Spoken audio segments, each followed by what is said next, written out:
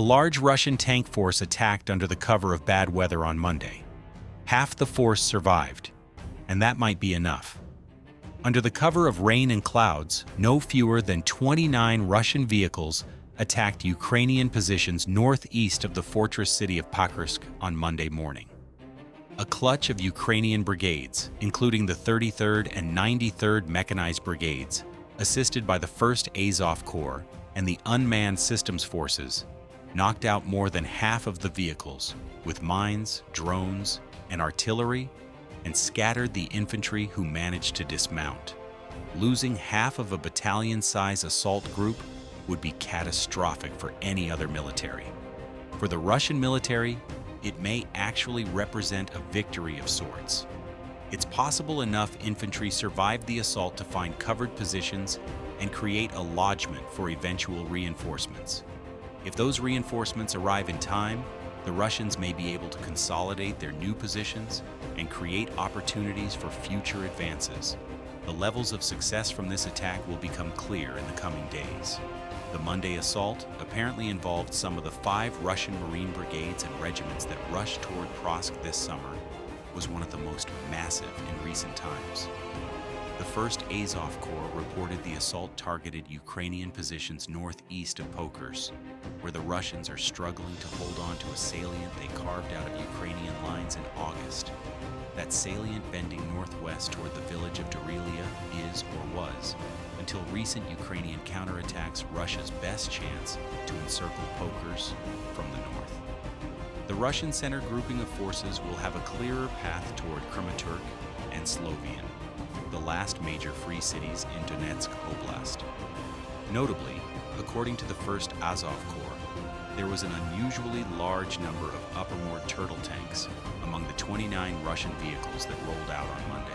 Tanks often lead Russian mechanized assaults, absorbing first-person view drones with their add-on armor, clearing mines with their front-mounted rollers, and firing their cannons to suppress Ukrainian troops. The enemy tried to complicate the actions of the defense forces of Ukraine by advancing the equipment in small groups, 4 to 5 units along different routes and at different times. The 1st Azov Corps stated the invaders also counted on adverse weather conditions, which would complicate the work of drones. Despite this, their plan was thwarted. 15 of the 29 vehicles were immobilized according to the 1st Azov Corps. It's possible the tanks ate so many drones that there weren't enough drones left over to hit the other armored vehicles trailing behind the tanks, as well as the infantry they landed. The clearing of the enemy infantry landing sites continues, but if Ukrainian drones and counter-assaults can't clear out these infantry, it could become a problem for the Ukrainian defense north of Pokrovsk. For those mocking armored vehicles, and especially turtle tanks and thinking drones, or a Wunderwaffe that have rendered armor obsolete, take a look at the sheer amount of FPVs that are required to destroy a well-up armored tank. There are recent examples of Russian turtle tanks shrugging off dozens of drones before succumbing. It's not about how many dollars a tank costs versus a drone, Jumpy added. It's about how many targets drone-intensive defenses can take out before being overwhelmed. Ukrainian forces stopped Russia's largest autumn mechanized assault so far on the 27th of October, wrecking tanks and armored vehicles, and striking fleeing infantry with drones near Dropilia Datsko Blast.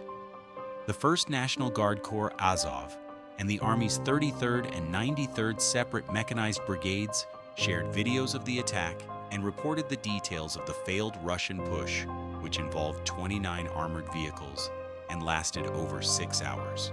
Russian vehicles operated in small groups from different directions, possibly trying to adapt their infantry small groups infiltration tactic for mechanized assaults.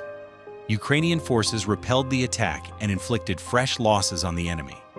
On 27th October, Russian forces attempted a large-scale mechanized assault near Doropilia, targeting the villages of Shakov and Volodyarivka. They reported the enemy deployed 29 armored vehicles, one of the most massive attacks of recent months, with a notable increase in the number of tanks. Russian troops tried to complicate Ukraine's defensive response by advancing in small scattered groups of 4 to 5 vehicles, each using different routes and timings. Ukrainian forces said Russian planners relied on fog and wet conditions to hamper drone visibility and limit aerial detection. The defenders countered with pre-prepared engineering positions, minefields, and coordinated action across military branches. Artillery units of the armed forces and the National Guard, along with drone system crews, played key roles in stopping the attack. The assault, which lasted over 6 hours, was fully repelled. Azov confirmed.